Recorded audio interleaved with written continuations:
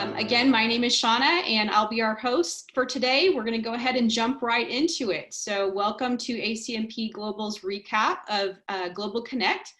And we're going to go ahead and jump right in. Looks like we've got several folks. Wanted to just talk a little bit about our members and membership and what we offer. So we're ACMP Global SoCal.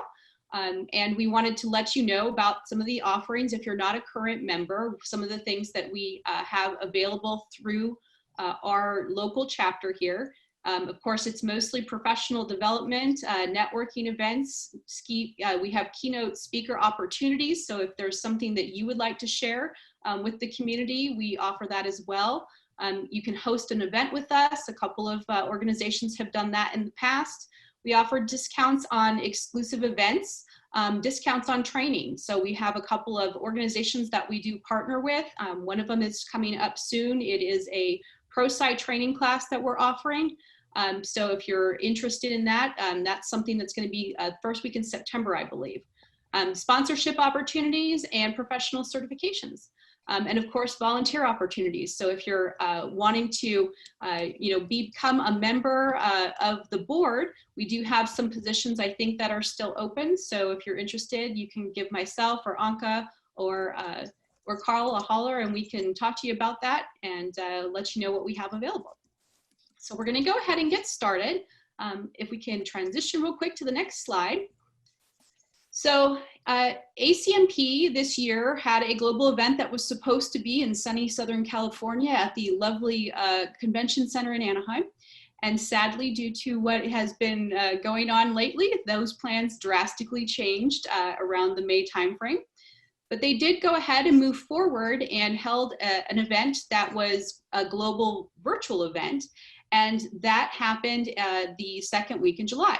And so this is a recap of that event. It was July 14th through the 17th. And so that's what we're talking about today. So we're going to do a quick poll, and I just wanted to see how many of you actually attended the event with us, because we want to, of course, be inclusive of your comments as well if you actually attended. So I'm going to go ahead and launch the poll, and you can let us know if you attended or not. Looks like we had at least 2 other people who attended. All right, good to know. At least we know now everybody did hear about it, and those folks who were able to attend attended. So if you did attend, feel free to jump into the conversation or into the chat as we're covering some of the topics that we thought were the best that were actually attended by those who are hosting today. So there you go.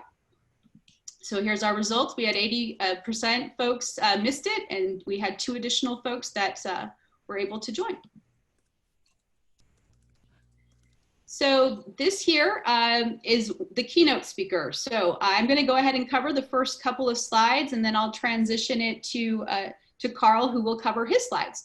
I am going to cover our keynote speaker this year was Brant Manzwar, and he is a speaker who is hosting a lot of events online. He does lots of speaking engagements.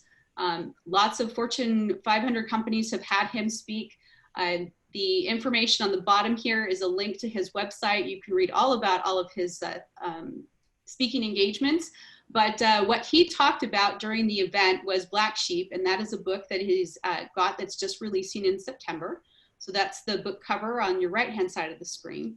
And it was a really engaging event. He did have some pre-work that we were able to take a look at before we actually started. And he asked us to complete an exercise as some of the pre-work. And that was to help us identify what he calls our Black Sheep values. And so his opening conference remarks were all about the Black Sheep values. And I put 3 areas here that he hit upon pretty hard in his presentation. And that is really that he did talk to us a little bit about Black sheep in general. And Black sheep are a rarity. Evidently, they're pretty rare in naturally occurring that way. And they're 100% authentic and original. And the reason for that is because their wool is black, they can't be dyed. And it can't be changed or altered in any way. It's just black wool is black wool. So, it makes it a unique and original experience. And so he talked a little bit about that and how farmers actually who do sheep herding are able to track and monitor their sheep based upon how many black sheep they have. It helps them kind of do a survey, so to speak, and count how many of the sheep are in the flock. So it was a really interesting background around black sheep. He jumped from there right into values and the outputs of the exercise that he had asked us all to do as pre-work, and talked a little bit about how identifying your 5 non-negotiable core values helps you to focus and really make sure that you're on track with your purpose. And that if you haven't identified them, it's very difficult to move forward. And then he also talked a little bit about, bringing those black sheep values that are personal to you into existence and making sure that you follow them and incorporate them into kind of your life and the way you move forward, being deliberate in your intentions and choosing when they appear within your realm of responsibility. So it was really about, your uniqueness, identifying your uniqueness and being able to utilize that to help clarify your messaging and kind of what makes you, you, essentially. So that was a little bit about Brent. It was a very exciting presentation, and he also played us a song, acoustic on a guitar, so it was very impressive. So those were my thoughts kind of on the keynote. I'll open it up to see if anybody else wants to chime in if they were able to attend Brent's session. So I found it fascinating, and I'm a strong Simon Sinek, believer, and he actually challenged Simon Sinek. So I don't want to speak about it because I don't think I want to rewatch his session if we can, but the challenge to Simon Sinek was fascinating to me. Yeah, he was, don't start with why. That's the challenge. Yep, it was very interesting. He had a different philosophy, and we don't want to give it away, but definitely think that the book would make an interesting read. So if you're interested in Brant's, I would definitely say go out and look. I think John posted a link to everyone that you can actually go and look at the worksheets and kind of take the survey yourself and see kind of what you think with his take on it. But his focus was slightly different, and he thought that you really needed to go through and identify these values before you got to your why. So that's pretty much, in a nutshell, Brent's presentation. And he's a great kind of motivational type speaker, so really good at that, and definitely a different pathway to getting where he got to. So his background is very interesting as well. Yep. All right. Well, we'll go ahead and move on to the next one. The next slide here, I personally loved this particular presentation by Lottie Roberts. She's from Mindful Change, and she was actually presenting it was just after, I think, midnight her time in New Zealand. So I give her kudos for that. One of the challenges with this year's conference, since it's a global conference, is we had folks from all across the world that were attending. We had about 450, I think, that attended, and some of our presenters, along with the attendees, were challenged by the time zone that they were in and when these live sessions occurred. Part of the conference, there were 13 live sessions, and then we also had 25 pre-recorded sessions that you were able to attend. So it made it an interesting dynamic and a little bit challenging. So, for Lottie, she was presenting in New Zealand time, and so she joined us to talk about change and the F word. And she had a great title, and it was very catchy. So I was able to attend this on day 2. She was kind of the closing ceremony on day 2, which was at 6:30 Eastern. I think it was 3:30 our time, and it was just around midnight or shortly thereafter in New Zealand. So, but it was a great session. She talked a little bit about the F word being feelings. So she did quote Maya Angelou's favorite saying, that's the lower corner that they may forget what you said, but they will never forget how you made them feel. And that F word is really about feelings.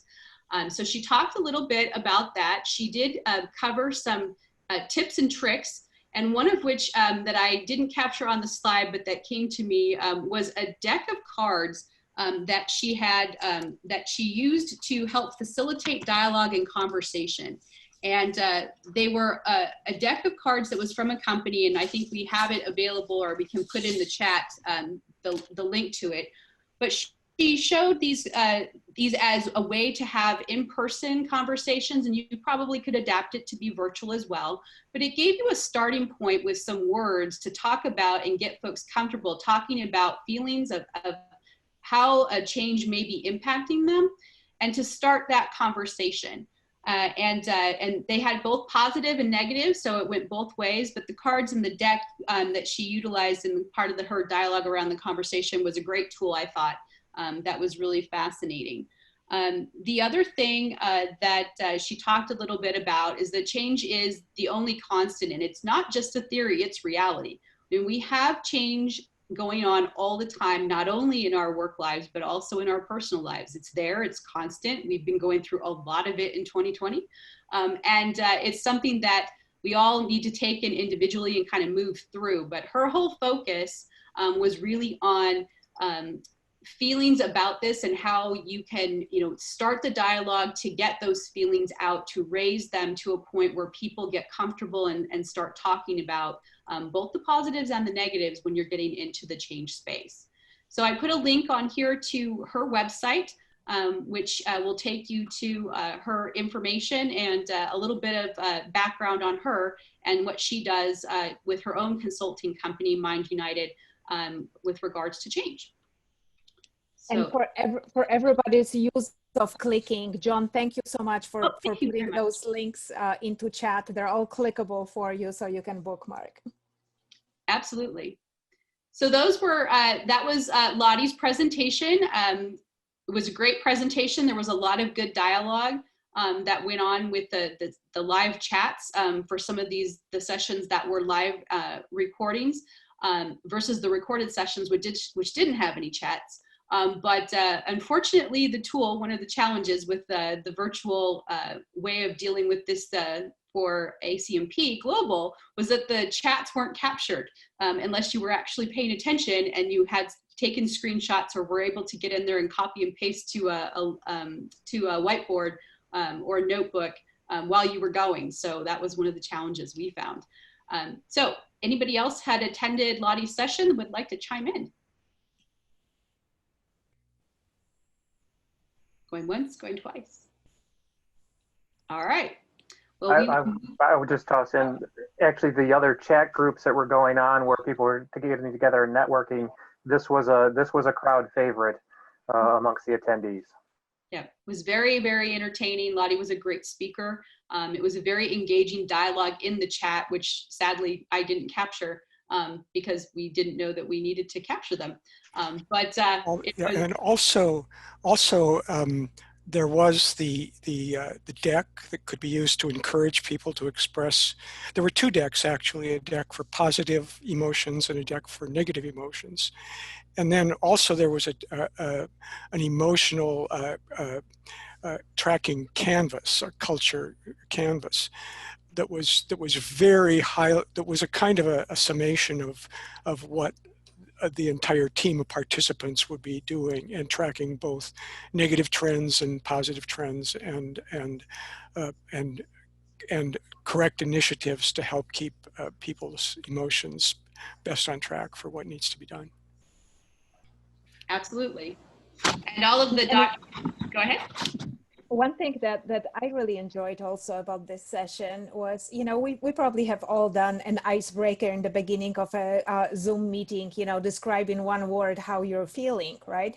And watching that, she did that, watching that in the chat, there was a little bit of, tired, exhausted. It was kind of late, right? Even for us, it was towards the end of the workday here.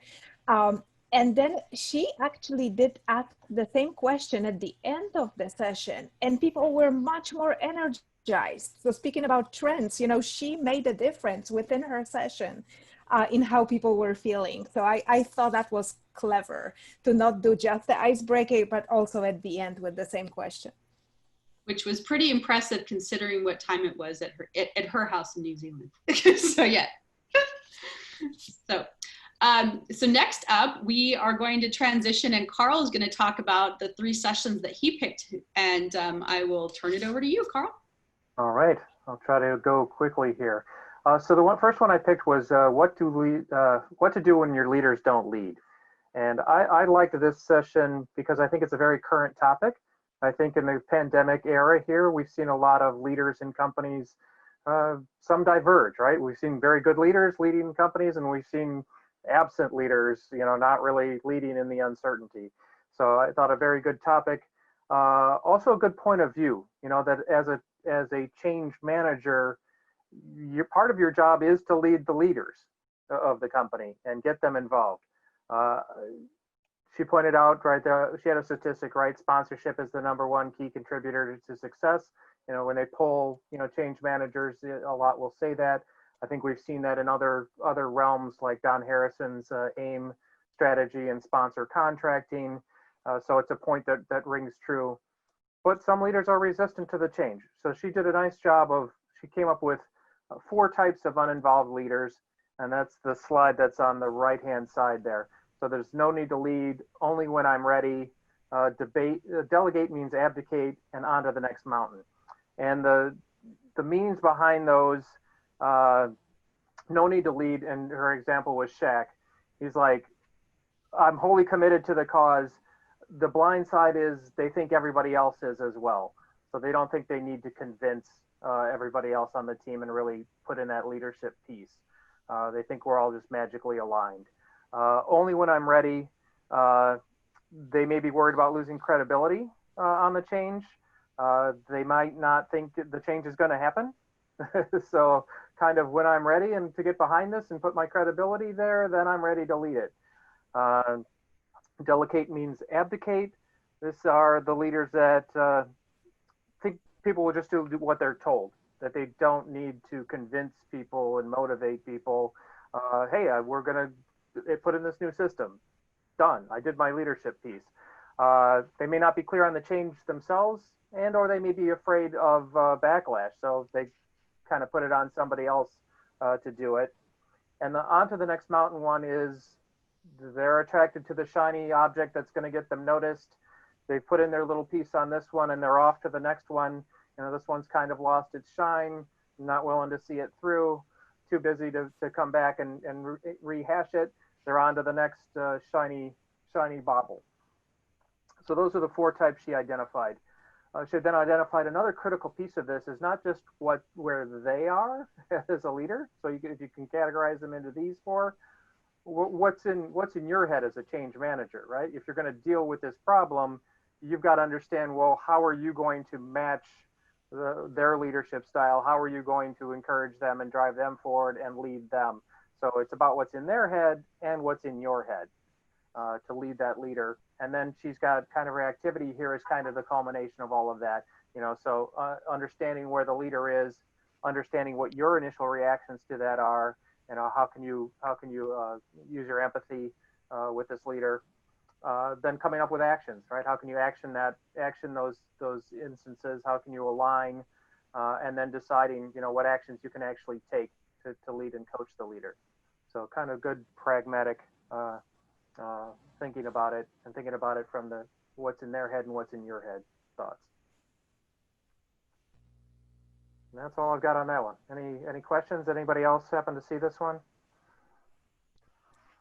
One of the interesting things is the different backgrounds and different perspectives, of course, that everyone brings in here.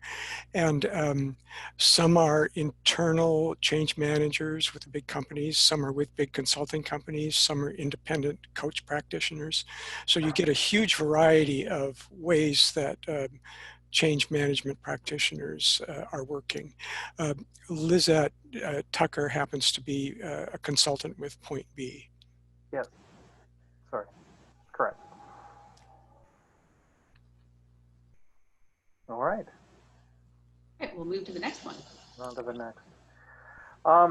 Next one I had was Mastering Change by Breaking the OCM Mold, which is Keith Chinney and Wayne Birkin. They're both from Cognizant. I like this one because it was very pragmatic. It did come from kind of a consulting point of view, And it was really about showing value, right? Not eliminating waste, eliminating overhead. Don't doing a step because the book says you do a step because it's going to add value to what you're trying to do. So avoid overhead, and their whole presentation was based on that. Focus on actionable value-added items. So the 5 examples they had of this self-deception of we need to do all the steps piece. One was a readiness assessment. On that one, simply they said, hey, look, if the organization's not aware of the change you're doing, if you do a readiness assessment, they're going to go, what change? I don't know. I'm not ready. I'm not aware. What's the value in doing that survey if you know what the answer is going to be, right? You need to get farther in. People need to be aware of the change and understand it before they can give you meaningful feedback. So that's overhead. Cut it out. Don't do it. Change agent network, and I've got a couple of their slides on here from that. The one is the drop off in change network participation is the graph here, that it drops off, to do about 25% through the course of the change. And then their prescription for how to fix that, how to get value add out of your change agent network. A big piece they spent a lot of time on was really having leaders nominate the change agents, and don't use the people that are already on the project team because they're true believers. You need the naysayers, you need the people that need to be convinced, that need to walk that journey still to help walk their teams through the journey. And another was to, I think it was here, was to make sure that their contributions are being reported back to their leader on a regular basis, so that if they're participating in that, they're getting credit for that. If they're not, it's reported back as well. Incentivizes them to stay engaged because they know they're getting scored on it, but also it's a chance for them to shine as well. So they'll perform better because they know their boss is going to hear that they're putting in great efforts on this team. So a couple of good things to keep in mind on a change agent network. Change impact assessment. Their thinking on the change impact assessment was, let's see, that's the other piece I've got here. It's got to be actionable. Knowing who's impacted. One good example they gave is if you average the scores and find out the average is a low impact to a department, if one person in that department is a 5 and they're a critical piece of your team, you can't just average them in and lump them in with everybody else and then ignore that department. You've got to pick out going, hey, what's the highest one in that department and how do we get to those people to make sure their impact isn't lost in the overall. And weigh whether that's critical to the result of the project as well, right? But again, don't average, must be actionable. High, medium, low is not actionable. What do you need from that, right? So it's got to dig deeper than that. Change strategy. Their point on this was that sometimes this is it needs to be created after the impact assessment, not before. If you come out of the box with your change strategy, you've got a cookie cutter change strategy. That's not value add. You need the impact assessment to tell you what specific things you need to do in your change for that organization to make it meaningful. So get them in the wrong order, they're both injured. They're both hurt by it. Communications, they advocated for creating a lot more pull strategy. Don't spend your efforts creating more push communications. A lot of people do that. They said that, hey, that's overhead. Spend your energy creating more things where people can get to it when they're ready for it and they can accept it and they can hear it.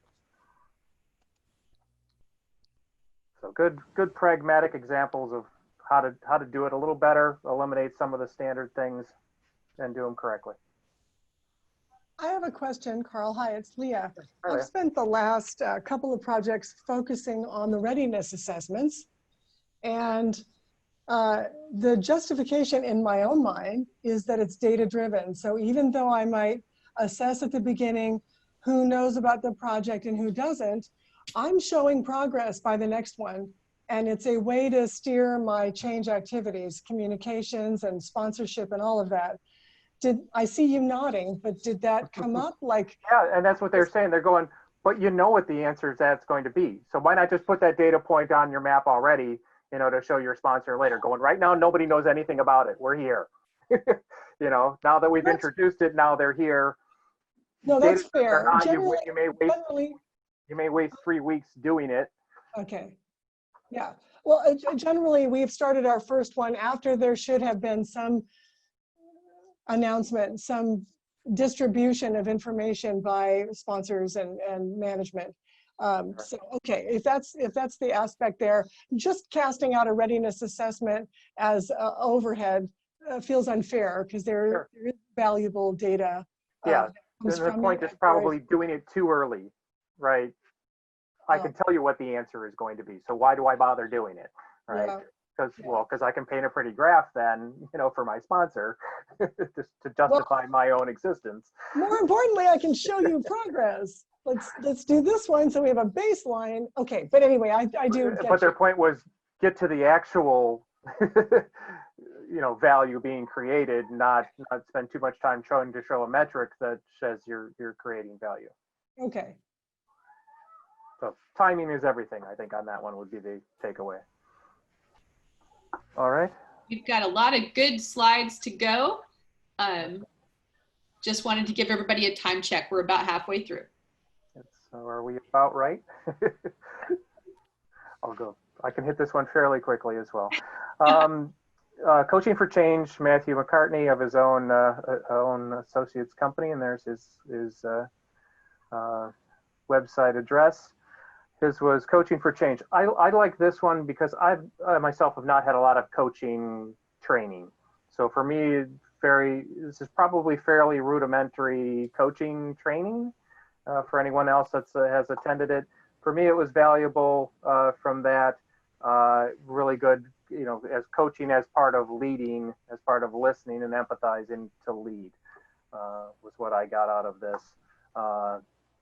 So a few highlights from his were the goals of change are similar to the goals of coaching, right? To achieve a desired outcome and maximize potential, move people along, move a group along or an individual along on a path of development. Change management is doing that to a group where coaching may be doing that to an individual. The other is that the goal of change or coaching is change is to build a capacity for work, to build a capacity for work. And he gave a great analogy here of the golf cart where you can get going really quickly. You hit the gas pedal on and it zooms off, right? But it's going to top out pretty quickly and not get very far. The train may take forever to get up to speed, but boy, once that thing gets going, it's really going to keep moving. So you're trying to build your organization, change your organization more in like a train, spend the time coaching and bringing it forward and developing it so that it continues to grow and move forward. So beware of the gas pedal approach. We slapped a change on them and we got it done fast. Better to be more meaningful. He had a good framework, I thought, was the pair listening framework. Prepare, be ready for that, to have that discussion. Put on your coaching mindset, calm down beforehand, know what you want to get out of the discussion, attend, be there, be listening properly, paying close attention, inquiring, asking open-ended questions, and then resist the urge to respond. Why am I talking? He had an example of disengaging words versus engaging words, which was interesting. I think there's one, want is the same on both lists, was an interesting point. Depends on what context you're using it and where it's coming from, whether it's in disengaging or engaging. And then another one was that I liked was the agreement, coming to an agreement versus setting expectations. So if you're trying to get somebody to do something, much better to come to an agreement on it. The biggest difference is them having input on what's getting done. So you're not setting expectations as in parent to child. Hey, I want you to clean your room. Better to come to an agreement, more adult style. Hey, if you clean your room, X, Y, Z can happen, right? Make them want to do it for the right reasons, not because they were told to do it. For me, I think the kind of the thinking in the parent-child and adult conversations, I think was a bit newer to me. I may have heard it before, but never really contextualized it. So just understanding, you know, that teaming, that pairing together is that adult to adult conversation where the other person's values are being understood and brought in, and the understanding is being created, and it's not a, hey, do this because I told you to. Really great points. So again, probably very, very normal coaching pieces, but you know, some useful points, and I like some of the frameworks. So I'm curious if we have any coaches in the audience, if those ideas here sound good, give us thumbs up or thumbs down or comment, please. Okay. Yeah, he did have the, you know, the levels of listening, right? Level 0, level 1, level 2 levels of listening. Well, if you think of one, drop it in the chat session, and we're going to go ahead and jump in and turn it over to John. Okay, thank you. My moment of fame. This is a Canadian Western Bank based out of Alberta, Canada. Business transformation represents a highest level of commitment at Canadian Western Bank, on the same level as finance, HR, IT, and risk. So Organizational Change Management Office is well situated and empowered for influence and impact at the highest level. I think this is unusual, and it works very well for these purposes. Canadian Western Bank is committed to being the best full-service bank for business owners. The mission is focused, and the enterprise has offices all across all Canadian provinces. Canadian Western Bank ranks among the 10 largest banks in the nation.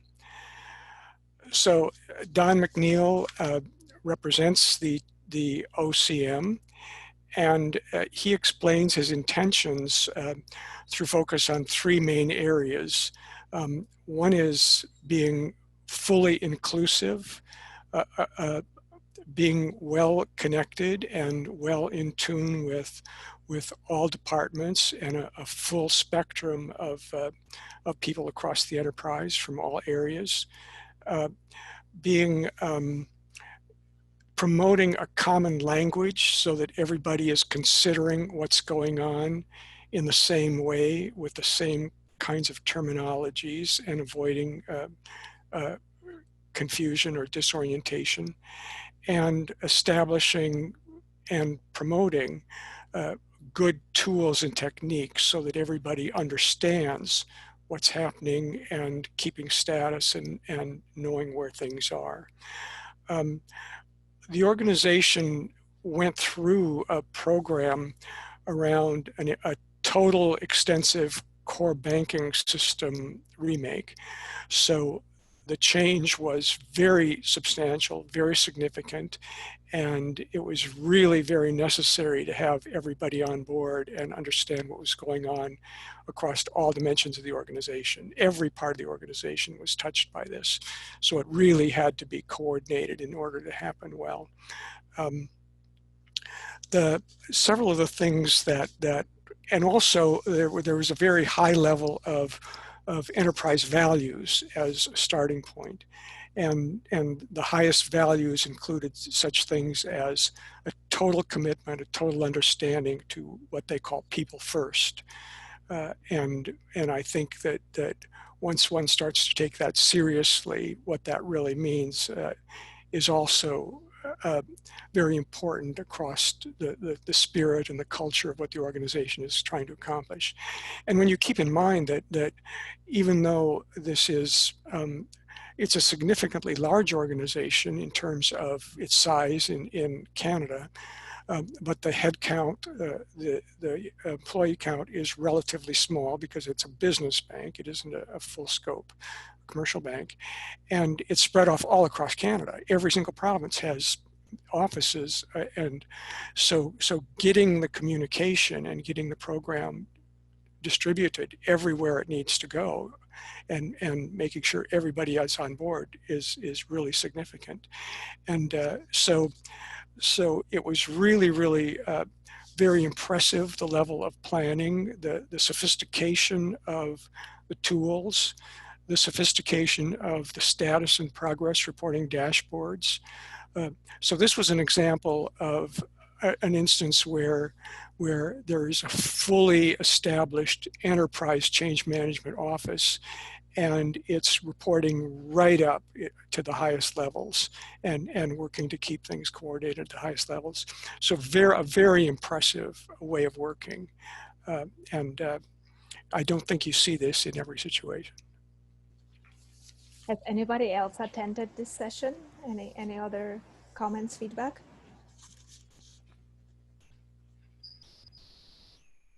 We have a comment in the chat that Tony would like to learn more about this. So John, Tony will connect you.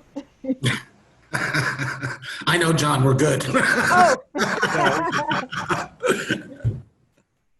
All right. All right, let's move to the next one. Okay, habit design. This was something a little different. Michael Kim had collaborated with a number of scientific experts and scientific professionals across a number of well-known universities. And they collaborated together to establish a successful behavior modification program, which is called habit design. Now, the program was mainly started for individuals, personal improvement, administered by psychologists and therapists. So the notion of habit forming in relation to change management becomes interesting here. And the application to change management in an organizational setting was not really well described or well developed in this talk. So I think the opportunity is here to take these techniques and to apply them in an organizational setting. And I think that would be a very interesting thing to see. And I think that would make for a very interesting session of this kind going forward. Now, another thing that's interesting about this is Michael Kim took on the initiative working with his small entrepreneurial company, and they applied and received a substantial United States grant from the Small Business Innovation Research Program. So that's really how they got started. And they received a grant of $1.7 million from the National Institutes of Health to do all of the documentation and prove that this program worked. And if you're not familiar with the Small Business Innovation Research Program, it does a lot, and it's been around for quite a while, and it not only is a competitive framework so that people can approach any number of large federal organizations for funding, but once you get in and once you get recognized inside the program, the federal governmental resources that become open to you are really quite amazing. So if you're not familiar with the SBIR program and you're working with entrepreneurs or startups, this is something you really should know. And so the program itself comes down to 4 components. The first component is what he called framing your program for the individual circumstances. And there's some specific techniques about how to understand how this is formed. He points out that habit formation takes 66 days. You've got to be able to dedicate at least that length of time to making the habit stick and become continuous.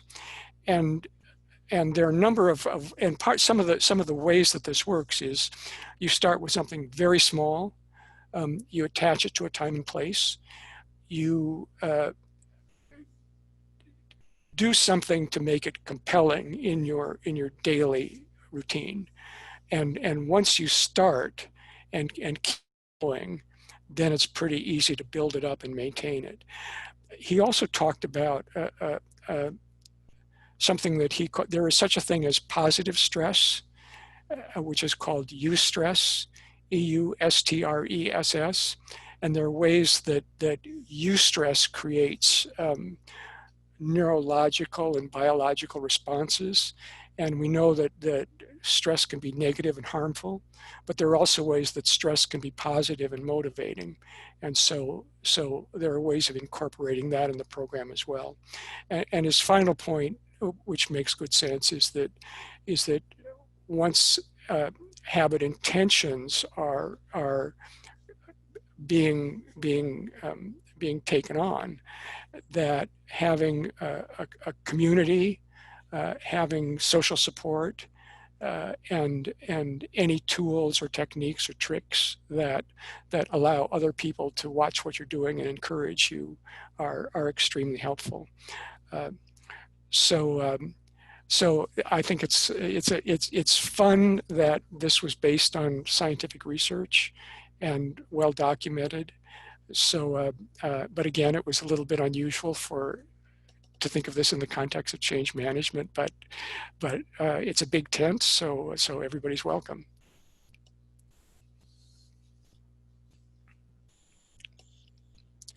Okay, and now this one was a presentation on design thinking. And at this point, I think probably most change management practitioners have had some exposure with design thinking. So in some ways, this was a kind of a quick summation of what we already know about design thinking, if you've been paying attention. And I don't think that part of the definition of design thinking really needs to be repeated here. What was interesting here was what she was saying about what does change management have to do with design thinking. And she suggested then a number of ways that change management practitioners should become connected with any kind of an innovation team in an organization, and learn the techniques, become comfortable with them.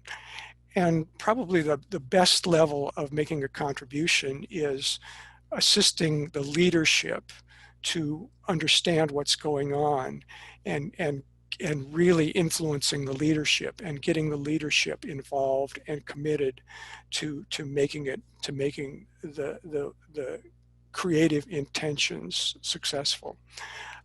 And so she had a number of smart, good suggestions. I think that there's a challenge here, and that is, I've given certain presentations on design thinking in different conferences. And one of the things I think that's unfortunate is that a lot of people who hear design thinking find it to be relatively new, and even though they've heard of it, they haven't really done it, or they seem to feel that it's something that young people are being taught at school. Young people are being taught this at college. And so if they hear something about design thinking, the immediate response is, oh, well, this is something my kids should be doing, or this is something that I should suggest to my kids in school, or my son at the university. And so there's a real challenge, I think, to get design thinking understood and taken seriously at a mature level, where everybody in the organization understands that it's something that they can take on and work with, and it can be beneficial if people become committed to doing it. So that's me. That's all I have to say for now.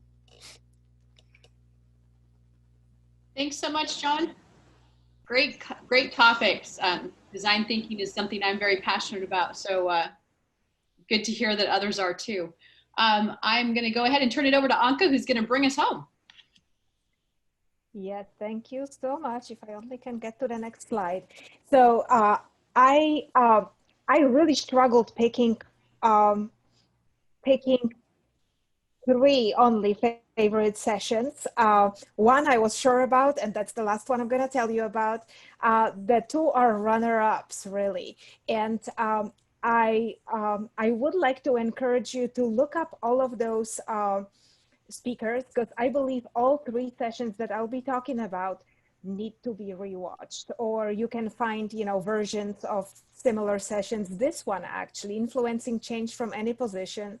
If you're a member of ACMP, Matthew Sullivan did this as a members only webinar. The recording is available. It's the exact same session that you have access to in the resources under ACMP. And I found it really fascinating and very practical in identifying the basis of power as an expert, as information, or as a referent. He had very practical scenarios on how to develop each of those bases of power or influence that you can develop, and what not to do. I don't want to go into detail because I literally just watched it. I want to rewatch it and learn more, but it was something that I'm taking notes on. Highly, highly recommend this one. Has anybody else who attended the conference or maybe seen the session on Global? No? Okay. Not yet. Not yet.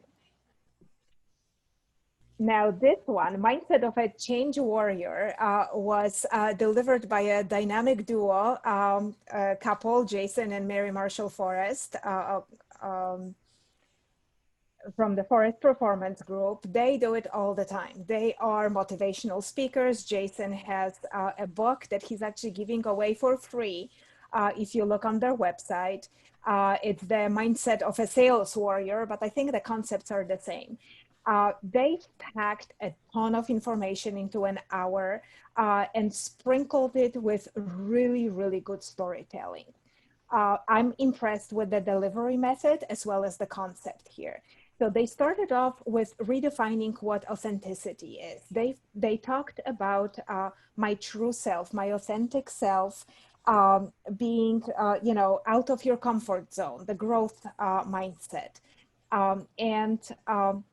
This really connected with the values, the black sheep values with the opening keynote. Mary Marshall had us go through a neuro-linguistic programming based exercise where she presented a list of adjectives. We had to pick, the ones that resonate with us, then whittle it down to just 3. Pick those 3 adjectives. And she shared her results. Then there was a second list of nouns. And again, you highlight, you pick the ones that resonate with you, with your authentic self. Where are you at, where or who are you when you're at your best? Pick those, whittle it down to 3. And then the assignment, the homework, was to pair those 3, adjective, noun, with what rings, what makes sense, what can you use to create a elevator speech introduction of who you are. I had to pause that recording of the session to really think about it. I'm not ready with my results yet, although I did rewatch that session.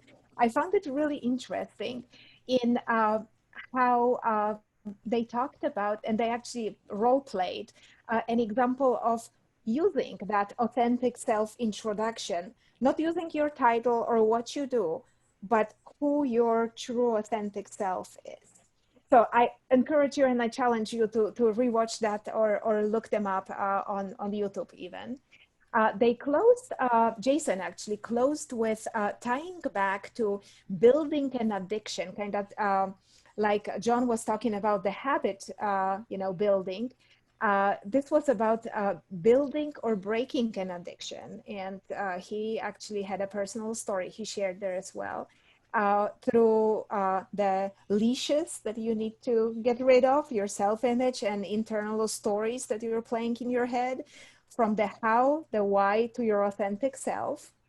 And he was using the principles of addiction building, explaining how you can actually, I'm going to say, create a habit of sticking to your authentic self principle with, ensuring that it gives you certainty or variety or connection, significance, growth, or contribution is the last one, right? So this was really well done. I think it could have been probably half an hour longer for all the content that they had. Any comments on that one? Has anybody else attended this one? I have not, but I'm really looking forward to it based upon your description. So wait. One of his really fun things was talking about how you set up your best intentions. You define and focus on your best intentions, and then you try to take them in action. And the example he used was terribly fun because he's always been interested in NASCAR, and he had an opportunity to go on the track. Don't give it away. Don't give it away. This is such a good story. Oh, I go on track. And on a NASCAR track. And I won't give it away. But when he actually got behind the wheel with a coach, it was shocking how he didn't understand.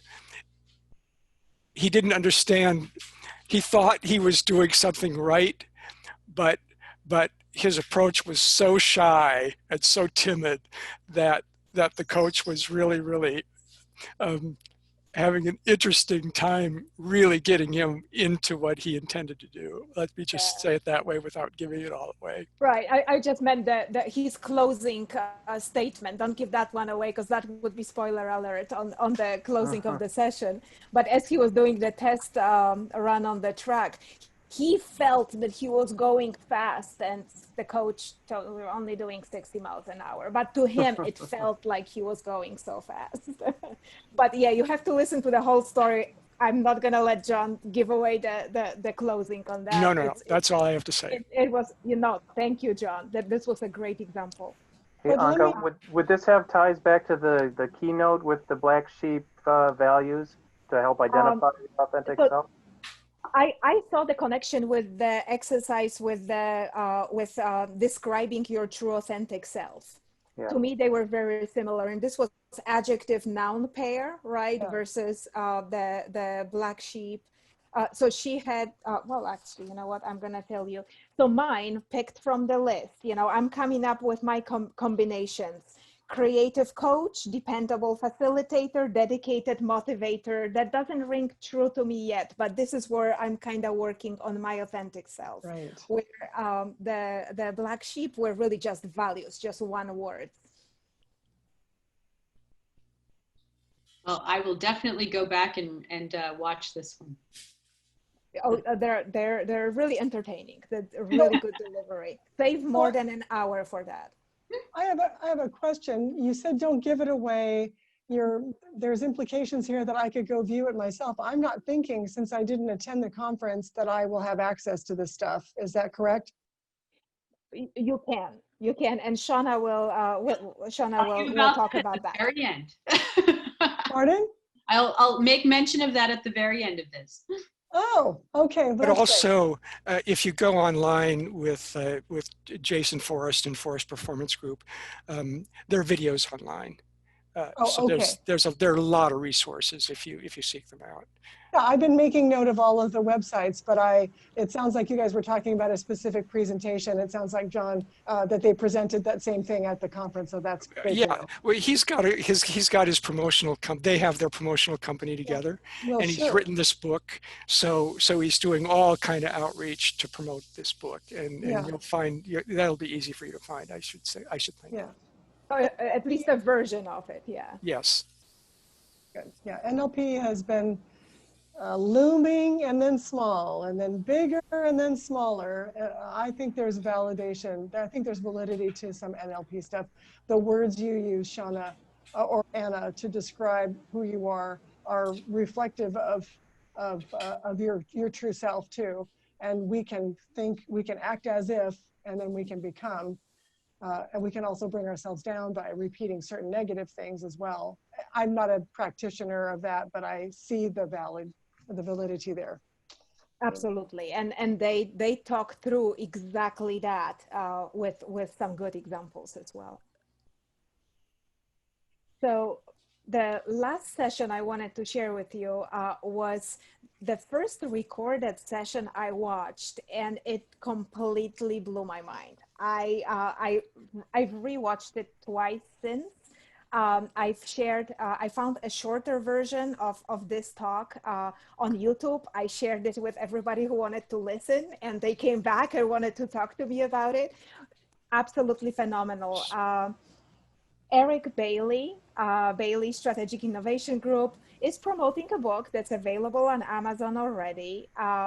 And in his super engaging, phenomenal presentation, he gave us a little bit of a summary of out of the 22 principles of human understanding that he's covering in the book with such a catchy title. I even got my boss to watch the short version about that just because of the title.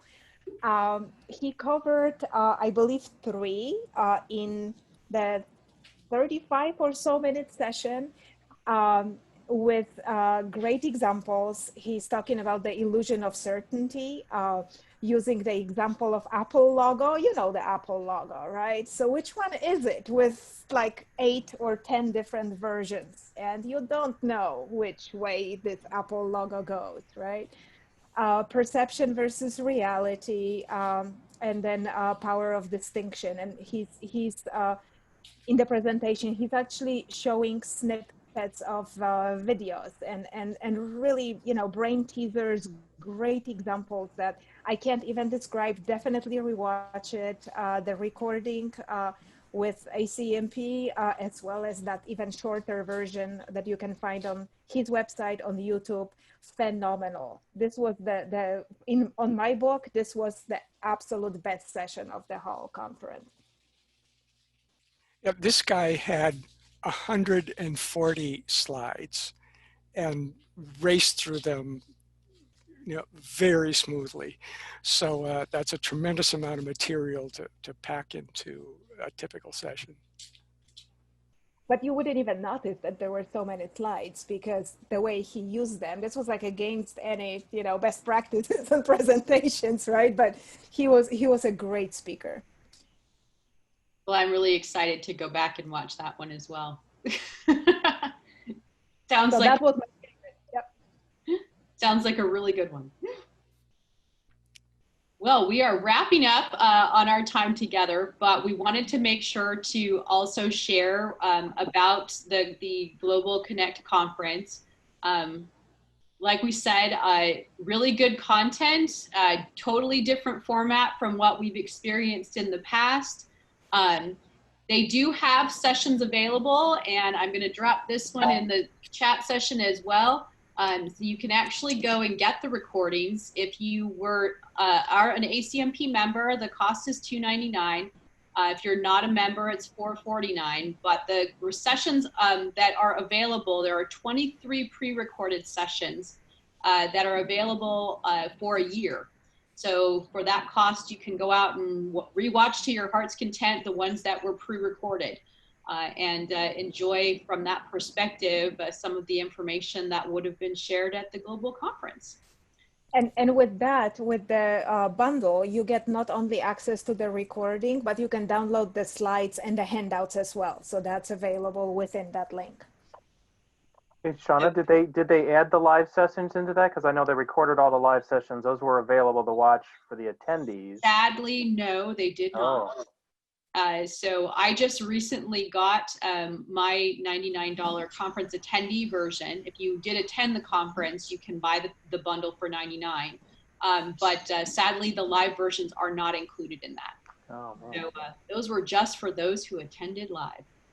But it was a really good event. I thought they did a pretty good job of trying to corral all of us. Like I said, there were some challenges with the venue being virtual. And I think they will learn from that experience and take those into account going forward.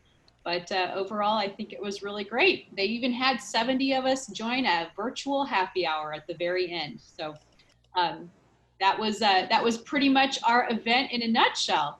But we wanted to thank you guys for joining us today to talk about this and to share, for allowing us to share our experience with you. And if you want to know more about some of the sessions, definitely reach out to myself or Anka or John or Carl, and we can give you a little bit more detail.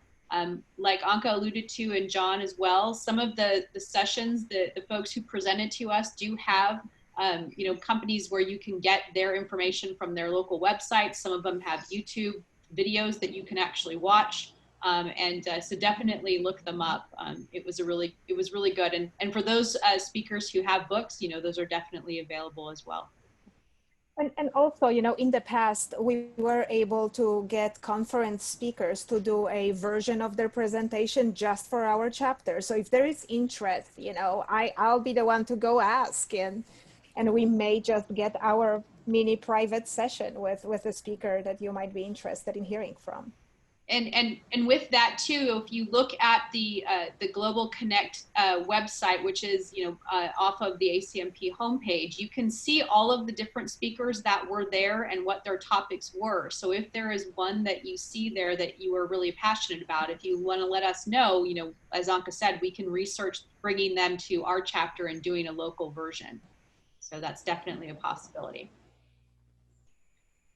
So I think that brings us to the end of our session. It looks like a couple folks have had to drop. I think there's one more slide in the slide deck. Oh, sorry. And, the last slide is just us promoting the website, our chapter website, and also our information in our LinkedIn group. So to stay in touch.